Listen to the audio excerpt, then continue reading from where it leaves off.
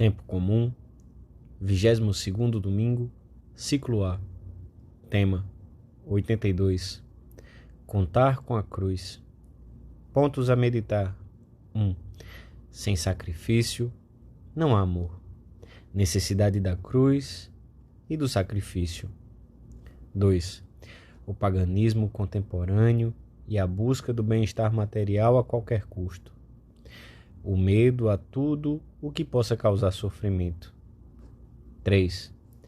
De que serve ao homem ganhar o mundo inteiro, se vier a perder a sua alma? Pelo sinal da Santa Cruz, livrai-nos Deus, nosso Senhor, dos nossos inimigos.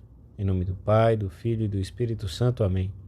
Meu Senhor e meu Deus, creio firmemente que estás aqui, que me vês, que me ouves. Adoro-te com profunda reverência. Peço-te perdão dos meus pecados e graça para fazer com fruto este tempo de oração. Minha Mãe Imaculada, São José, meu Pai e Senhor, meu anjo da guarda, intercedei por mim.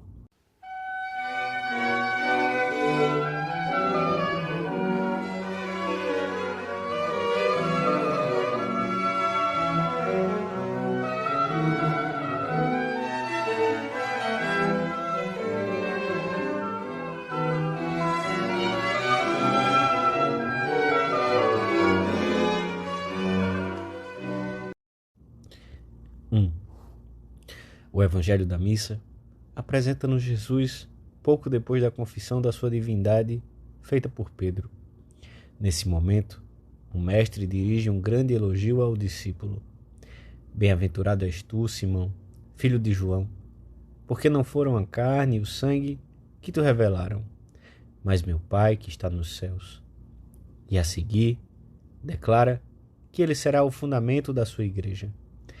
Agora, começa a anunciar aos que lhe são mais íntimos que é necessário que ele vá a Jerusalém para padecer muito da parte dos judeus e finalmente morrer para ressuscitar ao terceiro dia. Os apóstolos não entendem bem essa linguagem, pois ainda conservam uma imagem temporal do reino de Deus. E tomando Pedro à parte, começou a repreendê-lo, dizendo: Deus tal não permita, Senhor. Isso não te sucederá de maneira nenhuma. Levado pelo seu imenso carinho por Jesus, Simão procura afastá-lo do caminho da cruz, sem compreender ainda que ela será um grande bem para a humanidade e a suprema demonstração do amor de Deus por nós. Pedro raciocinava humanamente, comenta São João Crisóstomo, e concluía que tudo aquilo, a paixão e a morte, era indigno de Cristo e irreprovável. Pedro encara a missão de Cristo na terra com olhos demasiado humanos e não chega a entender que, por vontade expressa de Deus, a redenção se tem de fazer mediante a cruz e que não houve meio mais conveniente de salvar a nossa miséria. O Senhor responde energicamente ao discípulo, tratando-o como se estivesse novamente com o tentador do deserto. Retira-te de mim, Satanás. Tu serves-me de escândalo, porque não tens a sabedoria das coisas de Deus, mas das coisas dos homens. Em Cesareia, Pedro tinha falado movido pelo Espírito Santo. Agora, deixa-se dominar por uma visão terrena. O anúncio da cruz, da mortificação e do sacrifício como um bem, como meio de salvação, sempre chocará os que a encaram com olhos humanos, como Pedro nesta ocasião. São Paulo teve que prevenir os primeiros cristãos contra aqueles que procedem como inimigos da cruz de Cristo. O fim deles, diz-lhes, é a perdição. O Deus deles é o ventre, e fazem consistir a sua glória na sua própria confusão, tendo prazer somente nas coisas da terra. Pensando apenas com uma lógica humana, é difícil entender que a dor, o sofrimento, aquilo que se apresenta como custoso, possa chegar a ser um bem. Por um lado, a experiência mostra-nos que essas realidades tão frequentes no nosso caminho nos purificam, nos enrijecem e nos tornam melhores. Por outro lado, no entanto, não fomos feitos para sofrer, pois todos aspiramos à felicidade. O medo à dor, sobretudo se se trata de uma dor forte ou persistente, é um impulso profundamente arraigado em nós, e a nossa primeira reação é de repulsa. Por isso, a mortificação, a penitência cristã, tropeça com dificuldades. Não é fácil, e ainda que a pratiquemos assiduamente, não acabamos nunca de acostumar-nos a ela. A fé, no entanto, permite-nos ver e experimentar que sem sacrifício não há amor, não há alegria verdadeira, a alma não se purifica, não encontramos a Deus. O caminho da santidade passa pela cruz, e todo o apostolado fundamenta-se nela. É o livro vivo em que aprendemos definitivamente quem somos e como devemos atuar. Este livro está sempre aberto diante de nós. Devemos aproximar-nos dele e lê-lo. Nele aprenderemos quem é Cristo, o seu amor por nós e o caminho para segui-lo. Quem procura a Deus sem sacrifício, sem cruz, não o encontrará.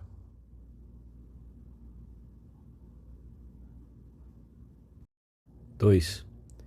Porque não tens a sabedoria das coisas de Deus, mas das coisas dos homens. Mais tarde, Pedro compreenderia o profundo significado da dor e do sacrifício.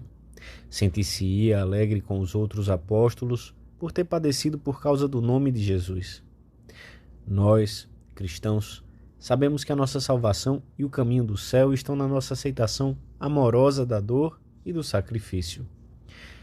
Existe, por acaso, uma vida cristã plenamente fecunda sem sofrimento?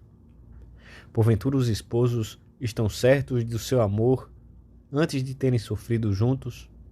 Porventura a amizade não se torna mais firme pelas provas sofridas em comum ou simplesmente por se ter sofrido junto com os outros o calor do dia ou por se ter compartilhado com eles a fadiga e o perigo de uma escalada? Para ressuscitar com Cristo, temos que acompanhá-lo no seu caminho para a cruz, aceitando as contrariedades e tribulações com paz e serenidade, sendo generosos na mortificação voluntária, que nos faz entender o sentido transcendente da vida e reafirma o senhorio da alma sobre o corpo. Como nos tempos apostólicos, devemos ter em conta que a cruz que anuncia Cristo é escândalo para uns e loucura e insensatez para outros. Hoje, vemos também muitas pessoas que não sentem as coisas de Deus, mas as dos homens.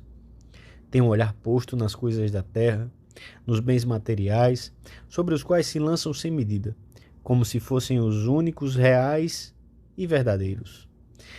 A humanidade sofre um embate de uma onda de materialismo que parece querer invadir e penetrar tudo. Este paganismo contemporâneo caracteriza-se pela busca do bem-estar material a qualquer custo e pelo correspondente esquecimento, melhor seria dizer medo, autêntico pavor, de tudo o que possa causar sofrimento. Com esta perspectiva, palavras como Deus, pecado, cruz, mortificação, vida eterna, acabam por ser incompreensíveis para um grande número de pessoas, que desconhecem o seu significado e sentido. A ideologia hedonista, segundo a qual o prazer é um fim supremo da vida, impregna especialmente os costumes e os modos de vida em nações economicamente mais desenvolvidas, mas é também o estilo de vida de grupos cada vez mais numerosos nos países mais pobres.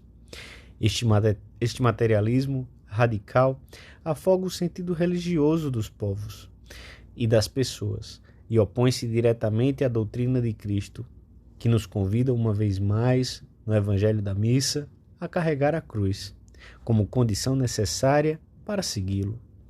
Se alguém quiser vir após mim, diz-nos, negue-se a si mesmo, tome a sua cruz e siga-me. Deus conta com a dor, com o sacrifício voluntário, com a pobreza, com a doença que chega sem avisar. Tudo isso, longe de separar-nos do Senhor, pode unir-nos mais intimamente a Ele.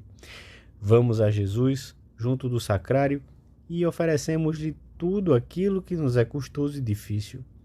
E então verificamos que por Cristo e em Cristo ilumina-se o enigma da dor e da morte.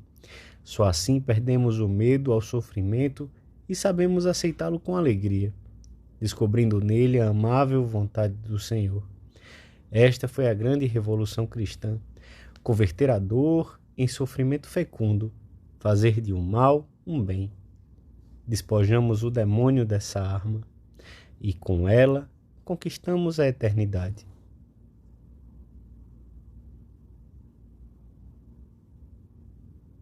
Três, por meio do apostolado pessoal, temos que dizer a todos, com o exemplo e a palavra, que não ponham o coração nas coisas da terra, que tudo é caduco, que envelhece e dura pouco. Como um vestido, assim envelhecem todas as coisas. Somente a alma que luta por manter-se em Deus permanecerá numa juventude sempre maior, até que chegue o encontro com o Senhor. Todas as coisas passam, e depressa. Que pena quando vemos que tantos põem em perigo a sua salvação eterna e a sua própria felicidade aqui na terra por 4 bugigangas que nada valem. Jesus recorda-nos hoje, na passagem do Evangelho que estamos considerando, que aproveita ao homem ganhar o mundo inteiro se vier a perder a sua alma. O que poderá dar o homem em troca da sua alma? Que aproveita ao homem tudo que povoa a terra, todas as ambições da inteligência e da vontade? Que vale tudo isso se tudo acaba, se tudo se afunda, se são bambolinas de teatro todas as riquezas deste mundo terreno, se depois é a eternidade para sempre, para sempre, para sempre? O mundo e os bens materiais nunca são o fim último para o homem. O próprio bem temporal que nós, os cristãos, temos a obrigação de promover não consiste fundamentalmente nas obras exteriores, nas realizações da técnica, da ciência, da indústria, mas no próprio homem, no seu viver humano, no aperfeiçoamento das suas faculdades, das suas relações sociais, da sua cultura, mediante os bens materiais e o trabalho, que sempre estão a serviço da dignidade da pessoa. Só com um amor reto, que a temperança protege e garante, saberemos dar verdadeiro sentido à necessária preocupação pelos bens terrenos. Se Deus é de verdade o centro da nossa existência, a vida matrimonial ordenar-se-á efetivamente para o seu fim primário, gerar filhos para Deus e educá-los para Ele. E a vida familiar será uma mútua e generosa entrega. Só assim, tendo presente o Senhor, os espetáculos e a arte serão dignos do homem, meio e expressão de riqueza do seu espírito. Só assim se entenderá o fundamento objetivo da moral, e as leis dos povos serão fiel reflexo da lei divina. Só assim o homem superará os seus temores e achará no sofrimento um meio de purificação e de corredenção com Cristo. Dou-te graças, meu Deus, pelos bons propósitos, afetos e inspirações que me comunicaste nesta meditação. Peço-te ajuda para os pôr em prática. Minha Mãe Imaculada, São José, meu Pai e Senhor, meu anjo da guarda, intercedei por mim.